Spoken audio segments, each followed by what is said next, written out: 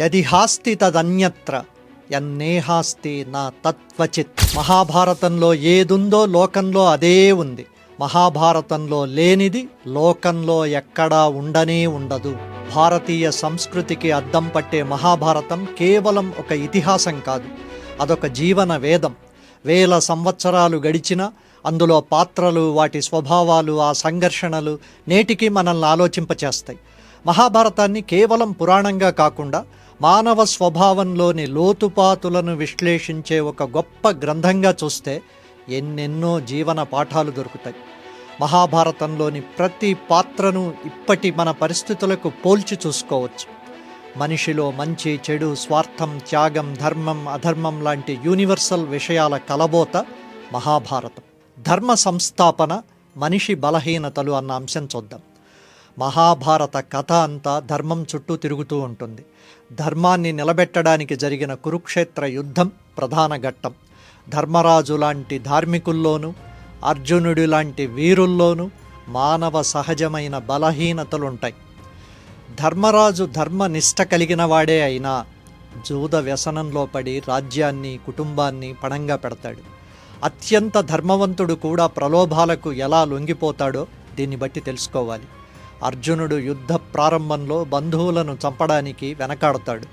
ఇది అంతటి మానవత్వాన్ని, అదే సమయంలో కర్తవ్యాన్ని విస్మరించే బలహీనతను తెలుపుతుంది. ఈ ఉదాహరణల ద్వారా పరిపూర్ణమైన మానవుడు ఉండనే ఉండడని, ప్రతి ఒక్కరిలోనూ లోపాలు సహజమని తెలుసుకోవాలి. స్వార్థం, అసూయకు ప్రతీకలు కౌరవులు. కౌరవులు ప్రధానంగా ప్రతికూల పాత్రలు. స్వార్థం, అసూయ, దురాశ వంటి మానవ స్వభావంలోని చీకటి కోణాలకు ప్రతీకలు వారు. దుర్యోధనుడికి సింహాసనంపై ఉన్న అత్యాశ, పాండవుల పట్ల ఉన్న ద్వేషం అతడిని అధర్మ మార్గంలో నడిపించాయి.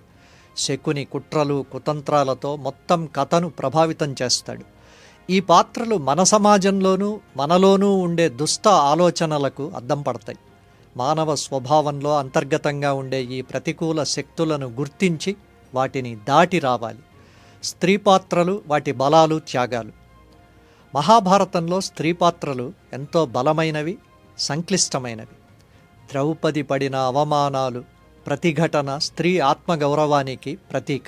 ఆమె పట్టుదల మొత్తం యుద్ధానికి కారణమయ్యింది. కుంతి, గాంధారి పడిన మానసిక వేదన, వారి పిల్లల తప్పులను చూసి వారు అనుభవించిన అంతర్మదనం హృదయ విదారకం. ఈ పాత్రల ద్వారా మానవ సంబంధాల్లోని సున్నితత్వాన్ని, కష్ట సమయాల్లో స్త్రీలు ప్రదర్శించే ధైర్యాన్ని గ్రహించాలి. సార్వత్రిక సందేశం నేటికి వర్తించే పాఠాలేమిటి? మహాభారతంలోని పాఠాలను నేటి జీవితానికి ఎలా అన్వయించుకోవచ్చో చూద్దాం. మనిషి స్వభావం ఎప్పుడూ ఒకేలా ఉంటుంది. నాటి దుర్యోధనులు, నేటి స్వార్థపరులు ఒకటే. నాటి ధర్మరాజులు, నేటి మంచి మనసున్నవారు ఒకటే.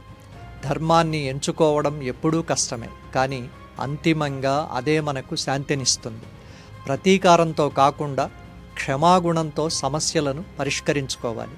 మానవ స్వభావంలోని ప్రతి పార్శ్వాన్ని అర్థం చేసుకుని మెరుగైన జీవితాన్ని ఎలా నిర్మించుకోవాలో తెలిపే మార్గదర్శి మహాభారతం.